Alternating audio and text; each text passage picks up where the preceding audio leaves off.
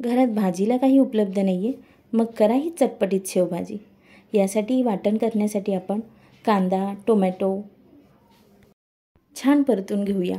नंतर यामध्ये थोडंसं आलं, लसूण घालून तेही परतून घेऊया। आता यामध्ये मी खिसलेले सुके खोबरे घालून तेही परतून घेणार आहे।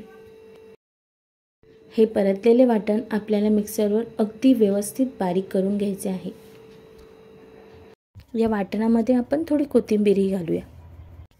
आता एका पॅनमध्ये 2 चमचे तेल, 1 चमचा बटर घालून, जिरे घालून हे वाटण वाटलेले घालून यामध्ये लाल मिरची पावडर, हळद, धने पावडर, घरगुती मसाला घालून परतवून यामध्ये 1 ग्लास गरम पाणी घालून घेऊया। आता यामध्ये चवीपुरते मीठ घालून छान मंद गॅसवर याला उकळी येऊन देऊया।